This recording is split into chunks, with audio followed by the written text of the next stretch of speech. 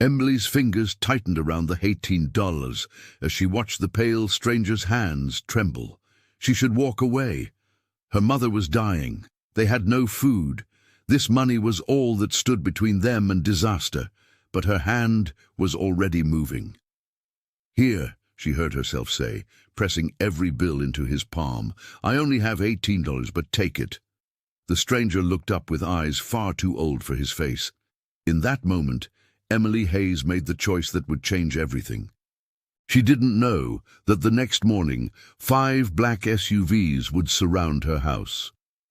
12 hours earlier, Emily had walked into the supply room at Henderson Manufacturing and found her life ending. Marcus and Tina stood over an empty shelf. The drill sets were gone, and somehow this was about to become Emily's fault. "Emily was the last one here yesterday," Marcus announced. She opened her mouth to defend herself, but Tina's smirk told her everything. They'd planned this. 2 people she'd trusted had decided her job was worth stealing. Security appeared within minutes. No investigation, just a cardboard box and a locked door. 20 minutes later, Emily stood at the bus stop counting her wallet. $18. That was what remained. No paycheck, no insurance for her mother's cancer treatments, her phone dead because she couldn't pay the bill. At 27, Emily Hayes had become invisible. The man appeared on the bench beside her like a ghost. One moment the seat was empty, the next he was there, hunched over, counting change with shaking fingers, white hair, translucent skin, and an expensive suit, torn and stained. 43 cents, he muttered desperately. "I need a taxi. I don't understand." A quarter rolled to Emily's feet. Walk away. Her survival instinct screamed. Her mother needed medicine, needed food. But the stranger looked up, and Emily saw something that stopped her cold. Raw, primal terror that she recognized from her own mirror the night her father died. Her father's voice echoed. "The measure of who you are is what you do when you have nothing left." Emily pulled out her wallet. $18. "Everything here." She pressed the money into his palm. "If you need it more than I do, take it." The stranger stared at the money. Then something changed in his face. The desperation melted away. His trembling stopped. When he raised his eyes, Emily felt ice flood her veins. Those eyes were ancient, wrong. "You don't even know me," he said, his voice completely different now, deeper, powerful. He stood slowly, unfolding to a height that made Emily step back. He didn't look broken anymore. "No," Emily whispered, "but you looked scared." A strange smile crossed his face. "I was, for the first time in a very long time." He studied her intensely. "What's your name?" "Emily Hayes." "I know." His smile turned sad. "You'll understand tomorrow, I promise." "Tomorrow." "What?" But Damon was already walking away. A taxi pulled up as if summoned, and he moved toward it with complete certainty. Emily stood frozen, her empty hands trembling. How did he know her name? Why had he looked so broken one second and so controlled the next? She walked home in a daze, 4 miles on foot. Inside, her mother, Evelyn, slept in the armchair, a half-finished painting drying beside her. Emily stood in the kitchen and let herself break. No food for tomorrow, no medicine, nothing. She'd done the right thing, but right things didn't pay bills or save dying mothers. When she finally fell into bed, Emily told herself tomorrow would be just another day. She was wrong. The knock came at 7:47 a.m. 3 sharp raps. Emily stumbled to the door. She opened it. Time stopped. 5 black SUVs lined the street. Men in dark suits stood at attention. Neighbors crowded on porches, filming. On her doorstep stood Damon. But he wasn't the broken stranger anymore. His white hair was brushed back, revealing a face beautiful and terrible. The torn suit was gone, replaced by something impossibly expensive. He radiated power like a physical force. "Hello, Emily," he said. Emily couldn't breathe. "You? My name is Damon Blackwood, and we need to talk about what you did for me yesterday." Evelyn appeared beside her. Is that the young man you helped? Yes, Damon said, and I've come to repay the debt. Emily found her voice. The SUVs, the security. Who are you? Something ancient flickered behind Damon's eyes, something that had watched empires rise and fall. Someone who was dying when you found me, he said quietly. Someone who owes you more than you can imagine. He gestured to the scene behind him. May I come in? You have my word. You're safe. He paused. And my word has meant something for over 300 years. 300 years. Emily's hands started shaking. That's impossible. People don't... I'm not people, Emily. Damon's smile turned sad. Dangerous. And what you saved yesterday was far more dangerous than you can possibly understand. Emily Hayes stood at the threshold between her old life and something else entirely. She could close the door, go back to poverty and pain and slow despair, or she could let him in. Let the stranger with ancient eyes tell her what she'd really done when she'd given away her last $18. She thought of her father's voice. What you do when you have nothing left. She'd had nothing, and she'd given it anyway. Now, something was giving back. Emily stepped aside. Come in, she whispered. Before we find out what happens next, if you love stories about kindness changing lives, subscribe so you never miss what unfolds when Emily opens that door. And with those 2 words, the poor girl who gave a stranger her last $18 opened the door to a world she never knew existed. A world where kindness could awaken something that had slept in shadows for centuries. They sat in Emily's tiny living room, Damon perched on the edge of their threadbare couch. His security team remained outside. What I'm about to tell you will sound impossible, Damon began. I'm not human. I'm a vampire. I've been alive for over 300 years, and I rule a kingdom you've never heard of. Emily's first instinct was to laugh, but Evelyn leaned forward, fascinated. Like Dracula. Not quite. We don't turn into bats. We don't burn in sunlight, but we do live in the shadows of your world. He pulled out his phone, showing them photos. Emily leaving Henderson Manufacturing, her mother through their apartment window, Emily at the bus stop giving him money. Emily's blood went cold. You've been watching me. Protecting you. From the moment you gave me that money, I knew you were someone rare. He swiped through more images. Marcus Chen and Tina Rodriguez stole the equipment themselves and framed you. Your manager decided it was easier to fire you than investigate.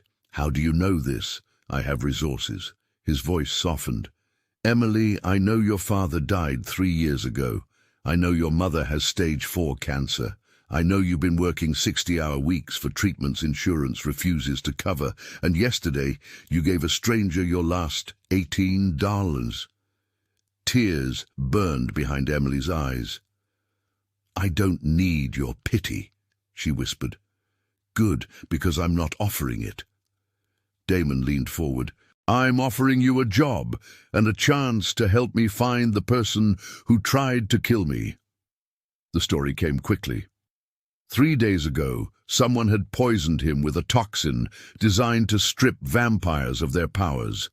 His assistant, Derek Anderson, had offered him an enhanced vehicle that vanished mid-journey, leaving Damon stranded and vulnerable.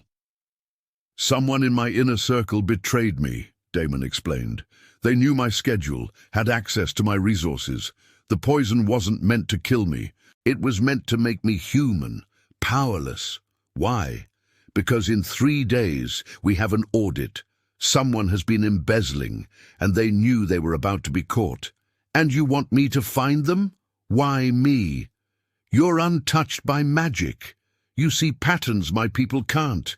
You understand how humans think, how they betray, how they lie. He held her gaze.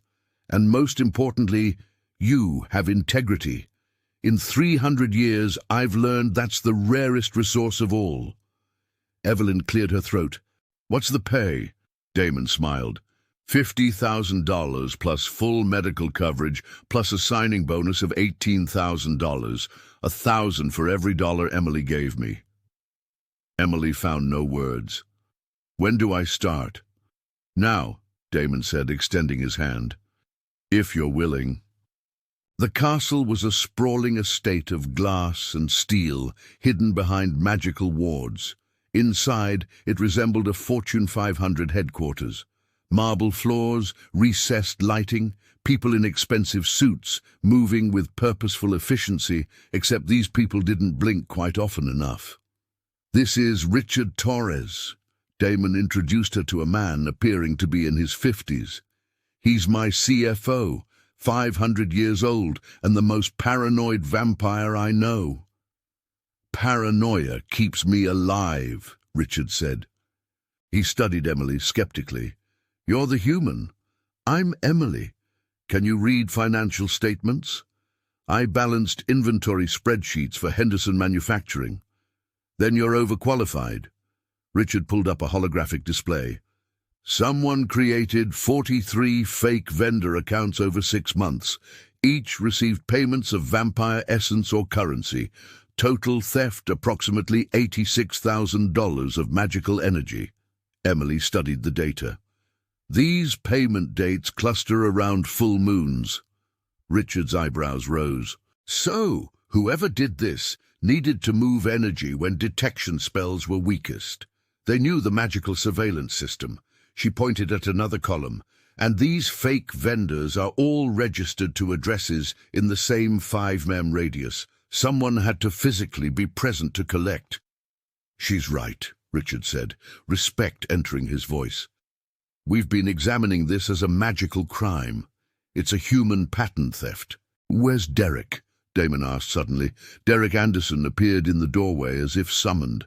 Younger looking than expected, maybe late 30s, handsome with dark hair and eyes that never quite settled. Apologies, he said breathlessly. I was delayed. You're a 400-year-old sorcerer, Richard said flatly. You can teleport. Energy conservation. Derek's smile didn't reach his eyes. He looked at Emily with undisguised hostility. So this is our human consultant. This is Emily Hayes, Damon said, warning in his voice. She's investigating the embezzlement. You'll provide her full access. Of course. Derek's smile widened. Though I wonder, is trusting a human the wisest choice given what happened 3 days ago? The room temperature dropped. Damon stood slowly, and Emily saw something predatory ripple across his features. Emily saved my life when I was powerless, Damon said softly. She gave me everything without asking anything in return. Can you say the same, old friend? Derek's expression shuddered. No, I suppose I can't. After he left, Emily realized her hands were shaking.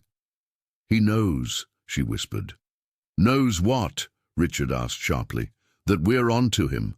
The way he looked at me, that wasn't contempt, that was fear.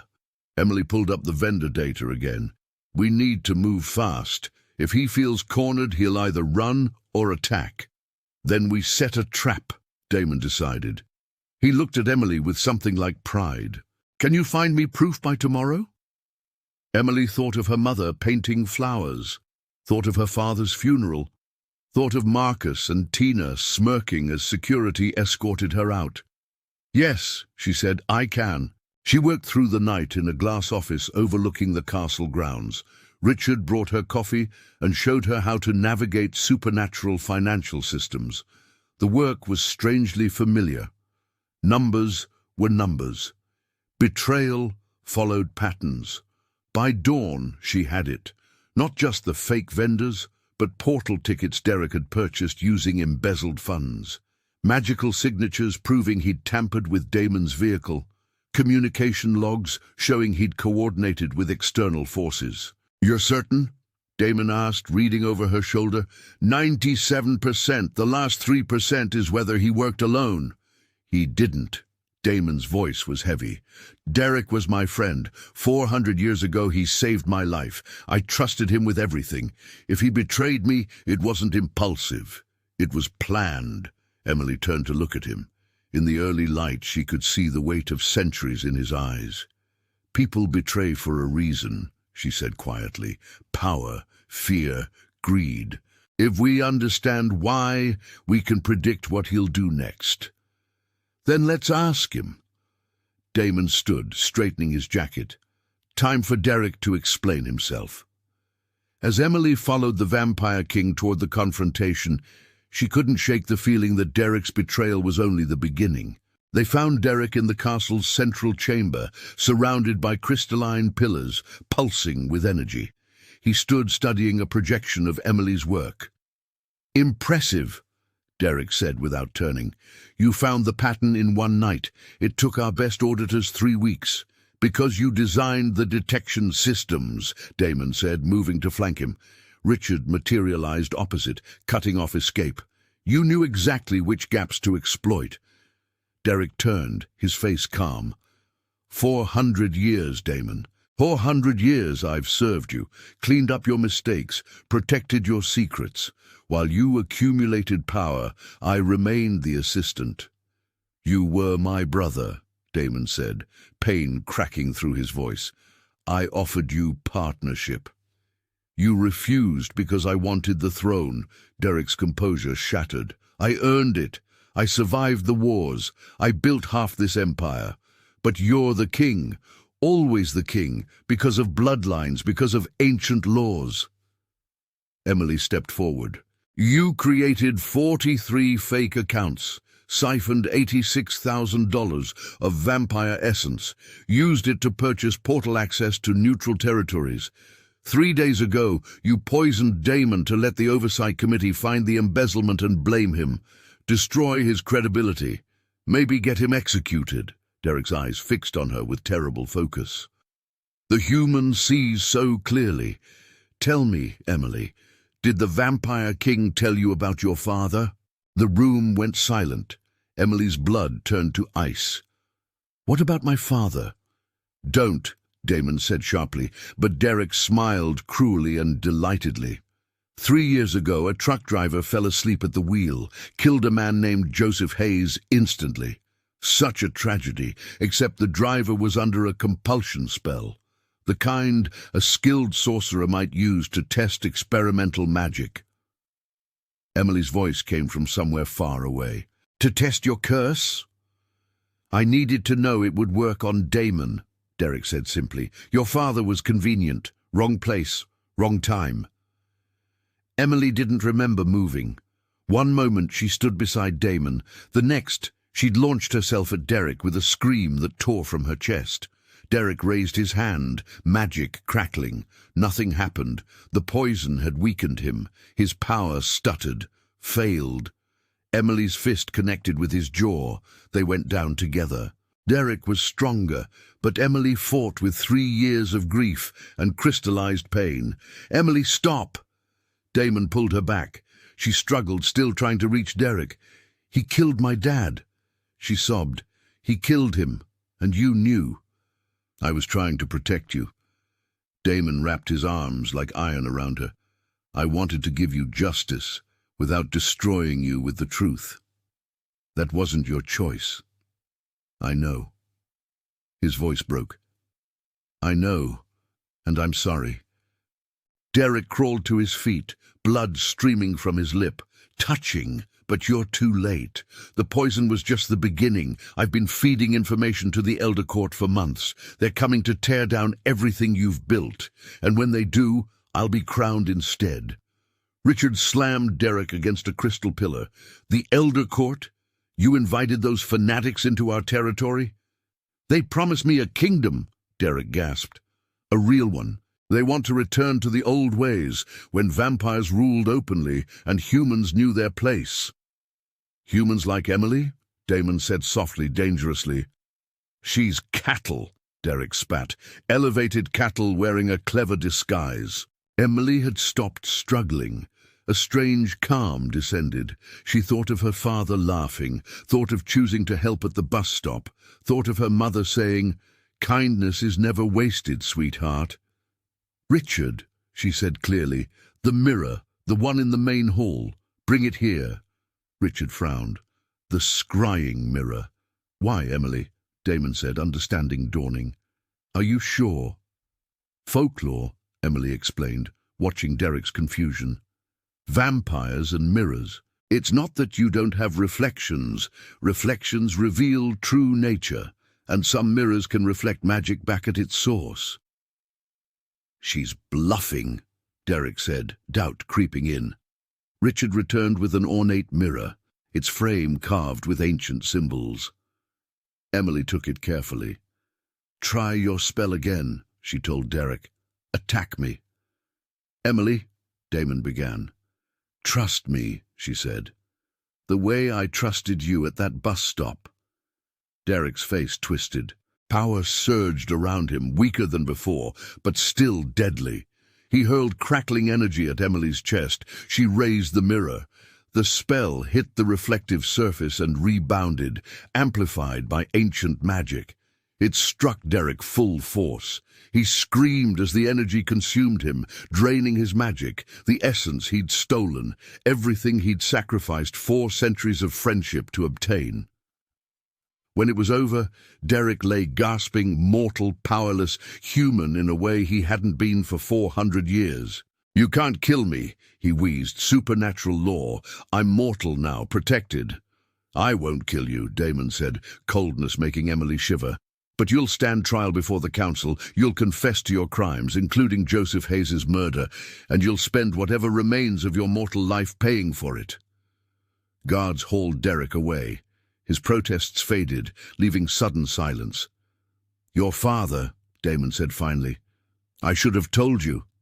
Emily turned to him, saw centuries of guilt in his eyes. "You're right, you should have, and I'm angry, so angry I can barely breathe." She stepped closer. "But you also tried to protect me. That was wrong, but it was wrong because you cared. Does that matter?" "It's everything," Emily said. She thought of her father's last words. People mess up, but the difference between good people and bad ones isn't that good people don't make mistakes, it's that they care enough to fix them. She touched his face gently. He leaned into it like a man starved for kindness. "My mother wants to meet you properly," Emily said. "Not as the Vampire King, just as Damon. Will you come for dinner?" "I don't eat human food anymore." "Then come for the company." She managed a smile. "Besides, she's been painting. I think she'd like to show you." The anger was still there, but beneath it was recognition that this strange ancient being had seen her. Really seen her. Richard cleared his throat. "The castle's secure. Derek's faction has scattered. We have cleanup ahead, but we survived." "We did," Damon agreed. He looked at Emily. "Thanks to someone who saw a stranger at a bus stop and chose kindness." "I didn't know he was a vampire king," Emily said. "Would it have mattered?" She thought about it. No. He was scared. That was enough. Later, as they walked toward the exit, Richard pulled Emily aside. "You could have died. That mirror trick, pure luck." "Folklore and hope," Emily corrected. "Sometimes that's all you have." "Sometimes," Richard said slowly, "that's all you need. Welcome to the team, Emily Hayes." But as Emily followed Damon into sunlight, she couldn't shake Derek's final words. The Elder Court, fanatics who wanted the old ways. A war brewing in shadows she'd only just learned to see. They'd won this battle. But the real war was just beginning. The dinner was supposed to be simple. Damon arrived at their apartment carrying white roses preserved by subtle magic. Evelyn clapped in delight, arranging them in a $3 thrift store mason jar. "I made spaghetti," Evelyn announced, "the fancy kind with actual meat." "You shouldn't have spent the money," Emily said automatically. "Hush, we're celebrating." Evelyn's smile was radiant. The pain medication Damon had provided, vampire healing, had given her back a sliver of herself. They ate at the small table, Damon folding his tall frame into a chair designed for someone half his size. He answered Evelyn's questions about vampire culture with surprising patience, even laughing when she asked if he'd ever met Dracula. "Different family line," he said, eyes twinkling. "We didn't get along." Emily watched them together. and felt something shift in her chest. For 3 years, she'd been her mother's only companion, but watching her mother joke with Damon, seeing genuine joy in her eyes, this was what life could be. Not survival, just living. After dinner, Evelyn unveiled her latest painting, 3 figures in a garden filled with impossible flowers. A young woman with dark hair, a white-haired man, an older woman with her arms around both. "It's us," Evelyn said simply. "My family." Damon stared at the painting for a long moment. When he looked up, his eyes were bright. "I'd like to hang this in the castle," he said. "If that's all right, so everyone can see what matters. Power matters. Safety matters," Evelyn said gently. "But love matters most. Don't forget that." "I won't," he promised. Later, after Evelyn had dozed off, Emily and Damon stood on the tiny balcony. "I need to tell you something," Damon said carefully. "The Elder Court, they're survivors from the old vampire kingdoms. They believe in hierarchy, in dominance, in vampires ruling openly. How many? Enough to be dangerous. They have sympathizers in every major supernatural enclave." He turned to face her. "They're coming, Emily. And when they strike, they'll target anyone who represents the new way, including humans elevated to positions of trust, including you." "Yes?" Emily absorbed this. "So what do we do?" "We prepare, build alliances, and I teach you to defend yourself, not just with mirrors and folklore, but with real power. I'm not a vampire. No, but there are other magics. Human magics older than supernatural bloodlines, protections, wards, intuitions, vampires can't touch. If you're willing to learn, I'm willing," Emily said immediately, then more softly, "I'm terrified, but I'm willing." Damon's hand found hers. His skin was cool, but not cold. His touch was gentle, careful. "I've lived 300 years, he said quietly. "Commanded armies, built empires, but I've never felt more vulnerable than right now, because for the first time in centuries, I have something I can't bear to lose." Emily's breath caught. "Damon, I love you." The words came out rough, unpracticed. "I've loved you since that bus stop, since you saw me as a person instead of a monster, since you gave me everything without asking what you'd get in return." He cupped her face. "I know it's too soon. I know you're still angry about your father, but I had to tell you because if the Elder Court comes, if something happens to me, I need you to know that loving you was the most human thing I've ever done." Emily's vision blurred. "You idiot," she whispered. "You beautiful, ancient idiot. I've loved you for weeks. Since you brought coffee at 3 a.m., since you sat with my mother while she painted, since you looked at me like I was the strongest person in the room instead of the weakest." "You are the strongest," Damon said fiercely. "You survived losing your father, losing your job, watching your mother suffer, and you still chose kindness. That's not weakness. That's power most vampires will never understand." She kissed him, clumsy and desperate, and tasting like tears. His arms came around her, crushing her close. Behind them, Evelyn stirred. "Are you going to marry my daughter?"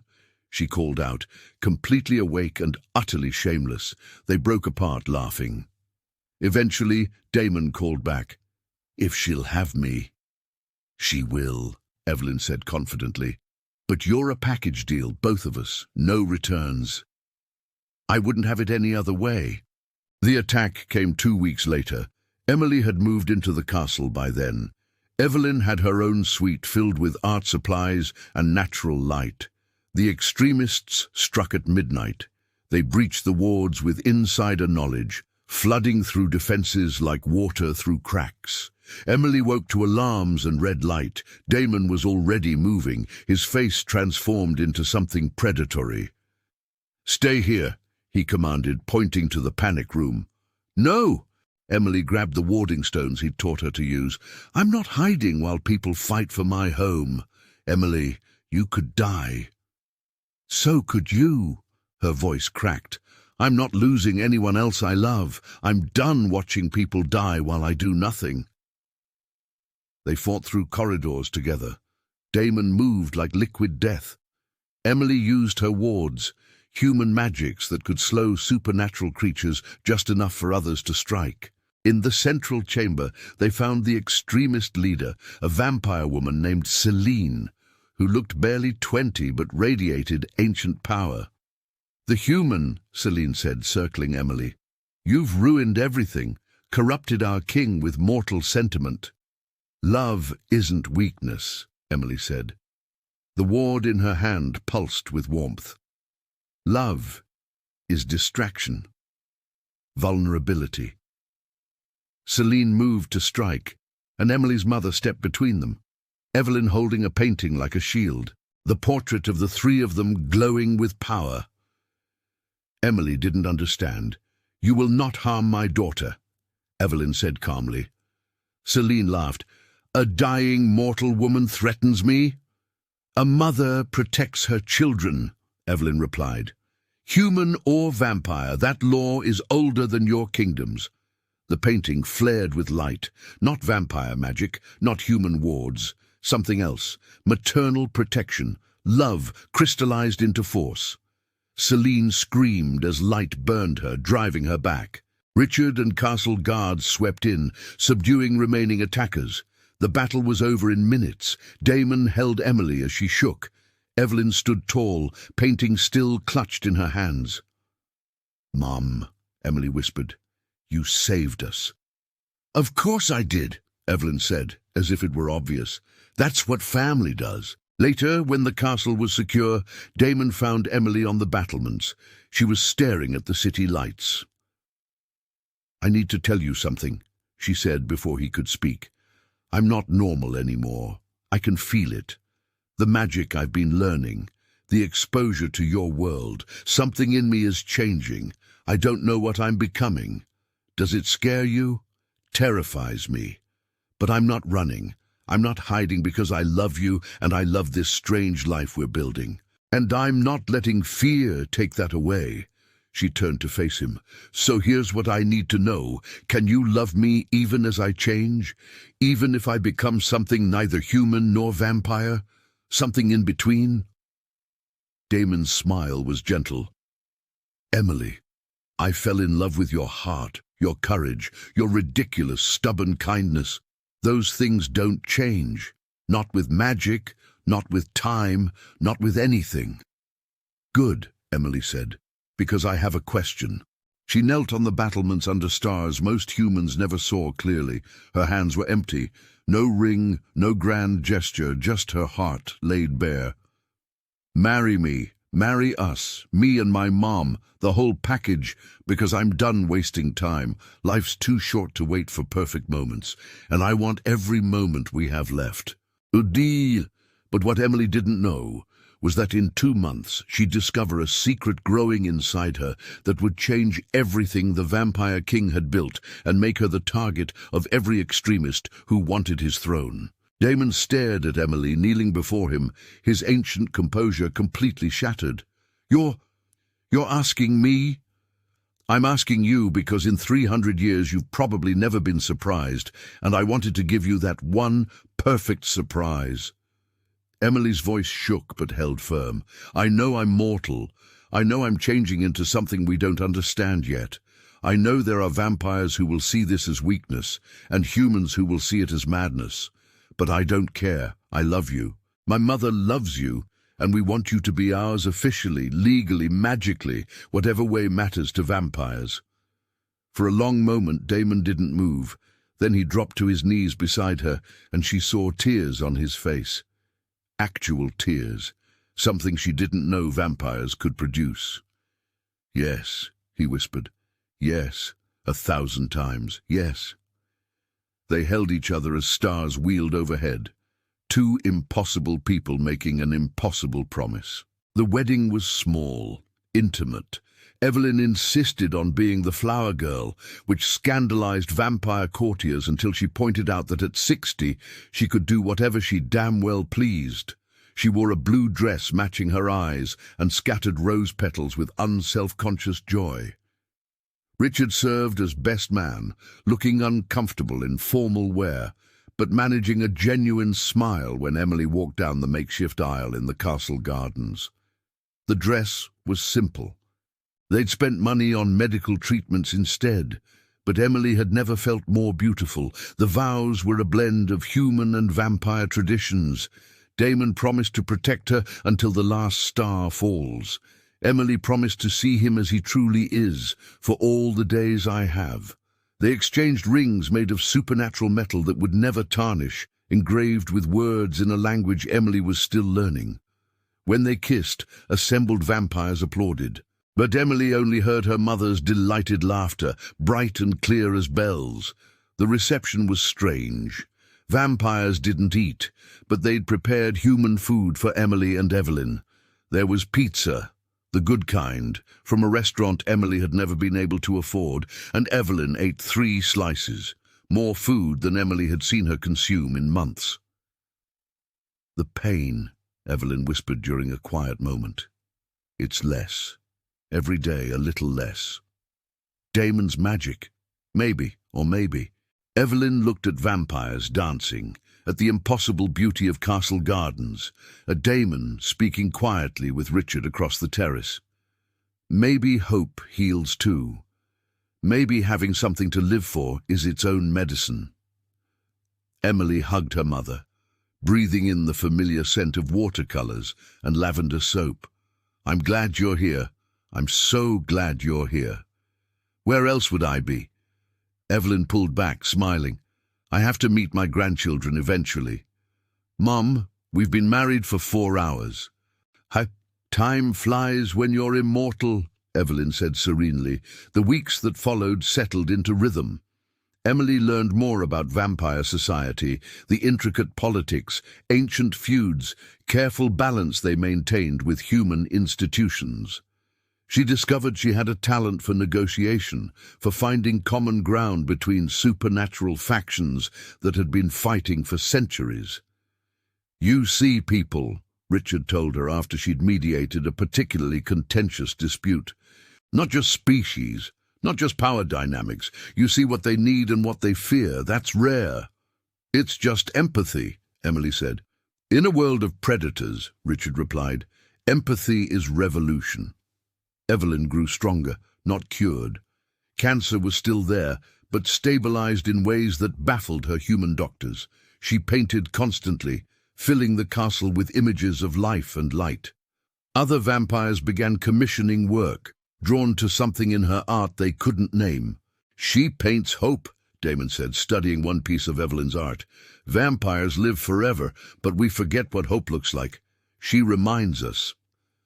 But shadows weren't entirely gone. Derek remained imprisoned, but reports filtered in of other extremist cells, other vampires who believed old ways should return. They were watching, waiting, building strength. "Let them watch," Damon said when Emily expressed worry. "We're building something stronger, not a kingdom founded on fear but on connection, on proving that humans and vampires can coexist, can even love. You make it sound simple. It's not simple, it's necessary." He pulled her close. "And you're the proof it works." 3 months after the wedding, Emily stood in the castle training room, practicing protective wards Damon had taught her. Magic came easier now, intuitive, natural, as if she'd always known how to shape reality with will and intention. Richard observed from the doorway. "You're getting stronger. The magic is responding to you differently." "What does that mean?" "I'm not sure." His expression was thoughtful. "You're changing, Emily, becoming something we don't have a word for. Not human, not vampire, something between." That night, Emily told Damon about a dream she'd been having. A child with her eyes and his white hair standing in a garden existing in both sunlight and shadow. "Hybrids are rare," Damon said carefully, "nearly impossible. Vampire physiology doesn't usually—" He trailed off, staring at her. "What?" Emily asked. "When did you last feel hungry? Really hungry? Not just eating because it's mealtime." Emily thought about it. "I don't know, a few weeks." "And tired? When did you last feel genuinely tired?" Realization hit her like ice water. "Damon, what's happening to me?" He took her hand, pressing it to his chest where a heartbeat should have been but wasn't. "I think my blood is changing you slowly. Not into a vampire. You're still alive, still breathing, but into something that can exist in both worlds. And if that's true, if you're developing even partial vampire physiology—" "I could be pregnant," Emily whispered. They bought 10 different pregnancy tests. Every single one came back positive. The news spread through the castle like wildfire. A hybrid child, the first in over a century, perhaps longer. Some vampires were horrified, others were fascinated. The extremists they knew would see it as an abomination that needed to be destroyed. "Let them come," Emily said, her hand on her still flat stomach. "Let them try. Because this child is proof that walls between species are an illusion, that love doesn't care about biology, that the future doesn't have to look like the past." Damon held her through that first night of terror and wonder. "I'll protect you both. I'll protect you with everything I am." "I know," Emily said, "but you won't be alone. We have family now. We have people who believe in what we're building. And we have something extremists will never understand." "What's that?" She smiled through tears. "Hope. Real hope. The kind that grows in impossible soil and refuses to die." 6 months into the pregnancy, Evelyn hosted a baby shower in Castle Gardens. Vampire courtiers mingled awkwardly with the few human friends Emily had kept in touch with, united by shared anticipation. "Boy or girl?" someone asked. "Healthy," Emily replied firmly. "That's all I care about." But privately, she wondered what her child would be, what powers they'd inherit, what challenges they'd face. A being caught between two worlds, belonging fully to neither. "They'll belong to themselves," Evelyn said when Emily voiced these fears. "And they'll belong to us. That's enough." The moment was interrupted by alarms. Another attack, larger this time, more coordinated. The extremists had learned from failures. They struck at wards simultaneously from 12 different points, overwhelming castle defenses through sheer force. Emily grabbed her warding stones, her pregnant belly making movements awkward. Damon tried to push her toward the panic room, but she refused. "This is my home," she said. "My family. I'm fighting." What she didn't expect was her mother standing beside her, holding another painting like a weapon. "I'm not dying of cancer," Evelyn announced calmly. "I'm dying on my feet protecting my babies, plural." Together, vampire, human, and something in between, they faced the darkness. The battle was fierce but brief.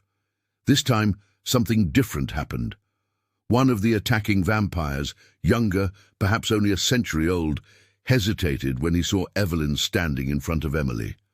Saw a mortal woman, cancer-ridden, protecting her pregnant daughter with nothing but paint and love. "This is wrong," he said loud enough for companions to hear. "We're attacking a family, a mother protecting her child. How does this make us better?" "She's carrying an abomination," another shouted. "She's carrying a baby," the young vampire replied. He lowered his weapon. "A child who never asked to be born into our wars." The silence that followed felt heavier than battle. One by one, other vampires lowered their weapons. Not all. 3 hardliners continued fighting until subdued. But enough. Enough to turn the tide. When it was over, Emily stood in the ruined garden, breathing hard, hand on stomach.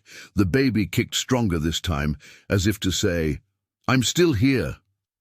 "You showed mercy," Damon said to the young vampire. "Why?" "Because I remembered something my mother told me." She said, The difference between surviving and living is whether you have something to protect beyond yourself. He looked at Emily. You have that.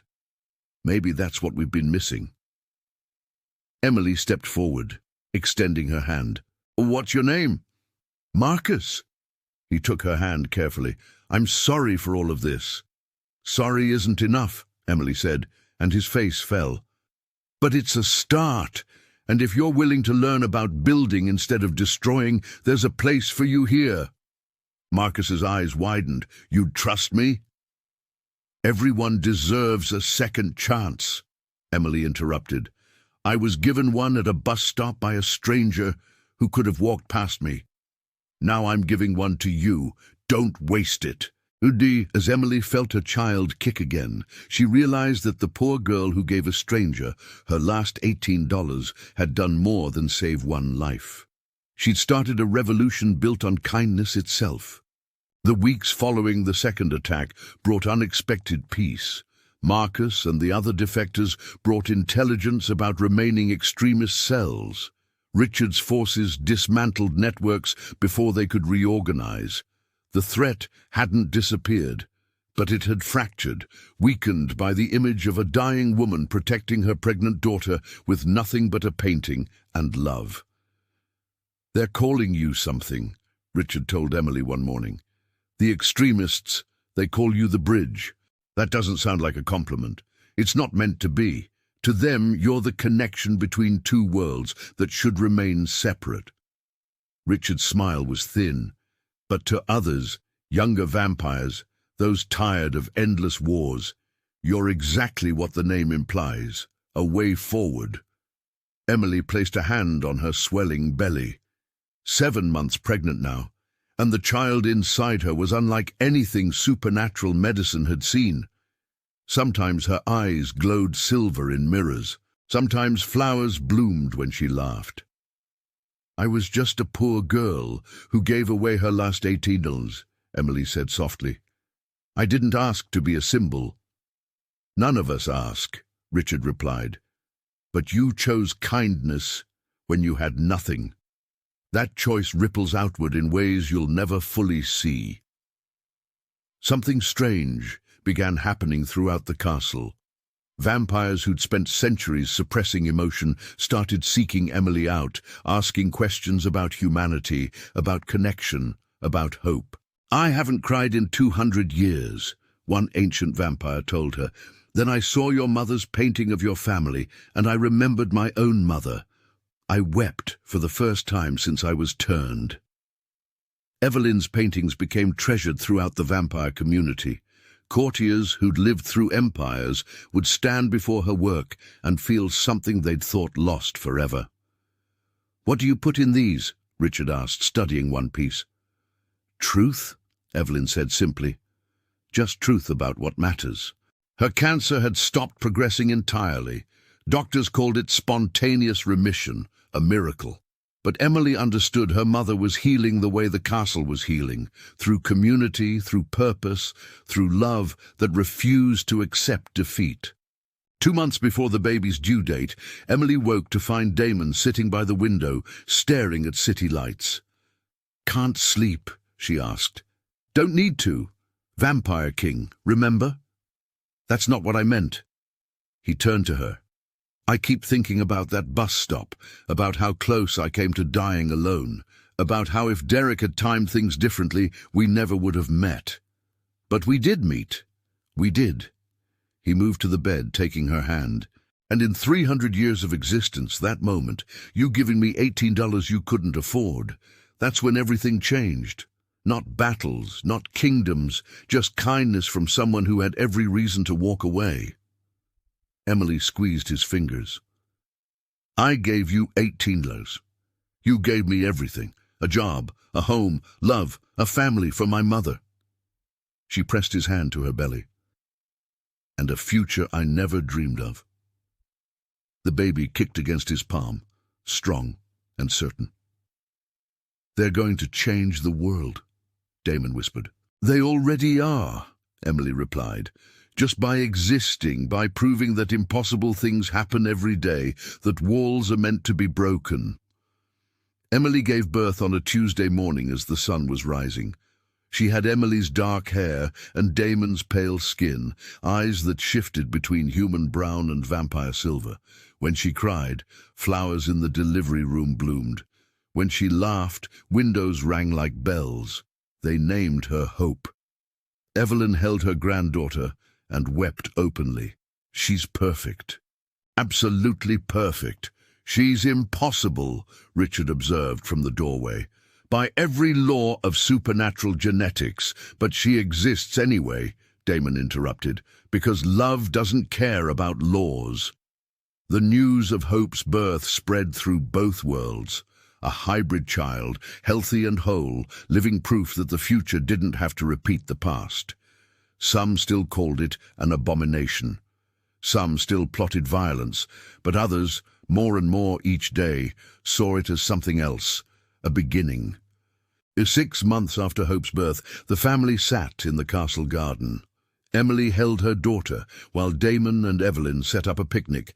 Pizza, simple and ordinary, the kind Emily used to dream about when she couldn't afford food. Hope was trying to grab a slice with chubby hands, giggling each time she missed. "Remember when we had nothing?" Emily said softly. "When $18 was everything?" "I remember being powerless," Damon replied. "Poisoned, certain I was about to die alone. And I remember thinking the world was empty of kindness," Evelyn added, "that my daughter would face it alone after I died." They looked at each other, at the impossible family they'd become, at the child who represented everything the world said couldn't exist. "Sometimes," Emily said, "the worst moments of our lives lead to the best. Sometimes being broken is what lets the light in."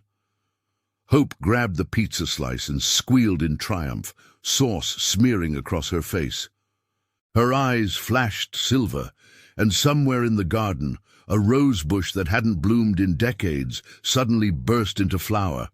They laughed, all of them, vampire and human and something beautifully in between, and the sound rose into the evening air like a prayer, like hope itself. Emily thought back to that bus stop, to the moment when she'd had to choose between survival and compassion, to the stranger who'd needed help and the poor girl who gave away her last $18 despite having nothing.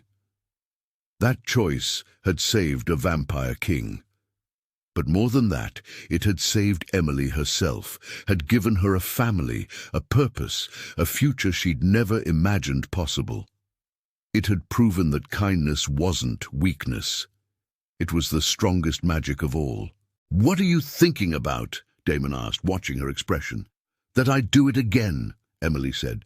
"Every single choice, every risk, every moment of fear, because it led me here, to you, to her, to this." She looked at her daughter, impossible, beautiful, alive with possibility, at her mother, healthy and laughing, at her husband, ancient and devoted, at the family she'd built from nothing but $18 and a choice. "This is what happens when you choose kindness," Emily whispered. "Even when you have nothing left to give, especially then." Hope reached for her mother, and Emily gathered her close, breathing in the sweet scent of her impossible child. Every day, Emily would wake up to this, to love that transcended species, to hope that refused to die, to prove that the smallest acts of kindness could change entire worlds, and that, she thought, was more than enough. The poor girl who gave a stranger her last $18 had discovered the truth that sometimes what we give away freely is exactly what we needed all along, the chance to become who we were always meant to be. F.